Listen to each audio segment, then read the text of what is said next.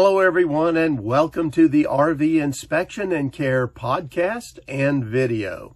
I'm Dwayne and I'm a certified RV inspector, and today we're going to be talking about whether you should buy a gas or a diesel powered motorhome.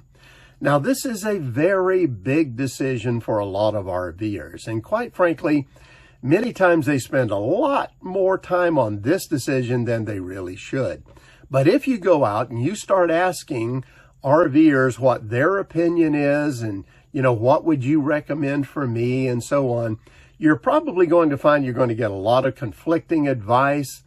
You're going to hear that a lot of RVers are very set in their ways. They think their opinion on this, the decision that they made, is the only right one. They can't understand why anybody would do anything different than what they did.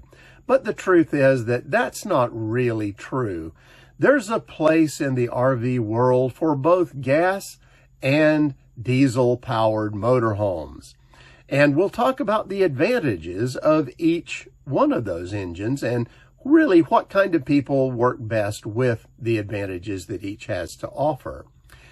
But let me mention that this video too is really only for Class A, Class C, and Super C RVs. There is a discussion about gas versus diesel in Class Bs, but it's kind of a different discussion, so we'll save it for a different video. Now let's go ahead though and let's talk about this subject of the advantages of each kind of engine. And we'll start with diesels. And really the big advantage of diesel engines is that torque that they have. So they can get those heavy weights moving quickly and keep them moving easily. It works a lot better than even horsepower. You're looking for torque to do that. That's why commercial truck drivers are using diesel engines, because they get those heavy loads moving and they move them very well. So it has to do with weight. Now that leads us to our second advantage. Because you can move more weight with the diesel engine, well then the manufacturer of that motorhome or that RV can stuff in a lot more goodies, more luxuries, more appliances, heavier things, and so on. So you get all those advantages by having a diesel powered engine. The next advantage of diesel engines is they can be bigger, longer. These days you see a lot of Class A's out there going up to 40 to 45 feet long. And that gives you more living space inside. And that's a big plus for a lot of people. The next advantage is that you can have greater storage capacity. Now, usually, if you're a person who wants to have all the luxuries and the niceties, and you like to have more space, well, then you're probably going to enjoy having more storage space too, because you're going to want to bring a lot of extra stuff with you that maybe you had at home and you just want to have it with you on your travels. Well, a diesel engine can allow you to do that to a great degree. Now, the next point for the advantages of diesel engines is the opportunity to be able to tow heavier things. Like, for instance, heavier vehicles. I think we've all seen diesel pushers going down the road with full-size pickup trucks being flat-towed behind them. Or maybe even these Super Cs. My goodness, they can tow up to 25 or 30,000 pounds in some cases. And so they can be hauling these really heavy trailers with lots of heavy stuff in them. That's all done because of the diesel engine. So that's very important if you have heavy things to haul. The last point for diesel engines that we're going to cover today is the exhaust brake. Many of them have exhaust brakes, and for mountain driving or hill driving, that's a great thing.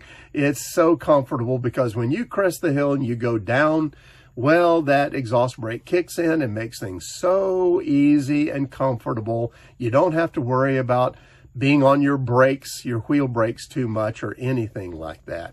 Very simple, very easy for mountain and hill driving. All right, now let's talk about the advantages of gasoline engines. And just reviewing diesel engines, all the advantages, almost all of them come back to weight with the diesel engine. Well, when we're talking gasoline engines, so many of the advantages come back to cost of things. And we're going to start with number one, and that is a gasoline engine is just less expensive to buy right off the bat. If you buy it new, if you buy it used, diesel-powered coaches are going to cost more. The engines cost more, and so on. So you're going to pay more right up front for a diesel-powered motorhome. The second advantage is that gasoline engines are less expensive to repair. Now, for normal repairs and maintenance and all that, it may not really be all that different from a diesel engine. But let me tell you, if you have major work that has to be done on a diesel engine as opposed to a gasoline engine, well, you're going to spend a lot more money on the diesel engine. And if it's catastrophic problems that are going on with the diesel engine, you could be spending many tens of thousands of dollars to fix it. Yes, you'll pay a lot for the gasoline engine too, but it won't be anywhere near what you pay for a diesel engine. So if you're a person that kind of reviews your worst case scenario for repairs, well, then diesel engines are definitely going to cost you more that way. And the third advantage that we're going to cover today for gasoline engines is that you have a lot more service facilities for maintenance and for repair. And when I say a lot more facilities, just think about this. When you have a diesel pusher motorhome, where is the engine? It's in the back. That's why they call it a pusher. But where are you going to put an engine in the back? Well, most of the time in Class A's, it's stuffed up under the bedroom or the bathroom in the back. Well, if you're a mechanic and you've got to work on that engine, how are you going to get to it? Well, in many cases, you've got to pull the floor up in the RV, and the mechanic lays on his tummy working on that engine. I think you can see why a lot of diesel mechanics really are not even interested in working on diesel pushers because of the aggravation associated with it. Or the other point is that if you're going to work on the engine from the back, well, then in many cases, there's a rear radiator sitting there. And if you're going to get to the engine, you have to take the radiator out just to work on the engine. This happens a lot.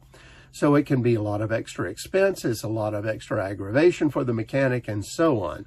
So bottom line is this. There are a lot more service facilities for gasoline engines where the engine is right out front. It's a gasoline engine. They're used to it. They know how to work on it. It's just a lot simpler. So more facilities are there, more mechanics to work on it, and that's an advantage of a gasoline engine. The next advantage is that you may even be able to work on the engine. If you're used to working on your car or your vehicle at home, well, then that can probably transfer to a gasoline engine in an RV. But diesel engines are really kind of in a whole separate category. The next advantage is that because gasoline engines don't haul so much weight, well, the RVs tend to be shorter and smaller. Now, for many people, that's an advantage. It's what they want. They want to get into national parks where the campsites are smaller. They want to be able to boondock and get in places where bigger RVs really have a hard time. So a gas-powered RV can be a really good choice in those cases because they're smaller and more nimble. The final point, too, that we can consider is that gasoline costs less than diesel here in the United States. And now a lot of RVers will kind of argue about that because they say, yeah, but diesel is more fuel efficient than the gas, and so it's all just a wash. Well, there's a lot to be said for that. However, if you have a smaller gas-powered RV, well, then the gas itself is less expensive and your gas mileage is going to be better. And in those cases, it's going to save you money. All right, now we've covered the advantages of diesel engines. We've covered some advantages of gasoline engines. Here we are at the question, who should buy diesel? Who should buy gas? Let's start with diesel.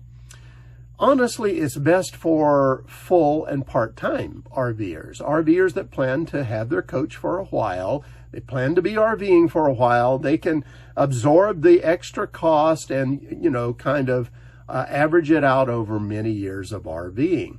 It's also great for glampers. Glampers who really want their luxury to go with them, or folks that are moving from a home, full-size home, to an RV, because you're going to have more space, more things that look like a home that go with you. It's also good for those who want to tow heavy loads, as we discussed earlier. Now, gasoline engines, who's best for that? Generally speaking, it's best for part-time RVers like snowbirds or weekenders. Very good for those. It's good for RVers on a budget. Maybe you don't have all the money in the world to spend, but you want to be out RVing.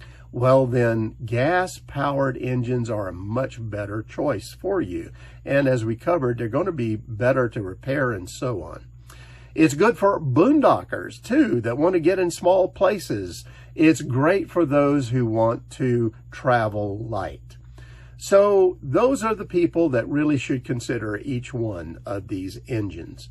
Now, let me say this. Either engine will get you where you want to go. They both work and they work fine. So don't get too caught up in this controversy and feel that you're just going to make a horrible decision. Both are proven technologies that have been working side by side in the RV industry for years, decades now, and will be for years going forward for the foreseeable future. So they work, both of them work, they work well. What I recommend is review the advantages that I just covered with you for each kind of engine. Try to determine which of those advantages fits you best. Fits the way that you like to travel and the way that you like to camp. And that will help you make the right choice between either diesel or gas-powered motorhomes. Well, that's it for now. Have safe and happy travels, my friends. Until next time.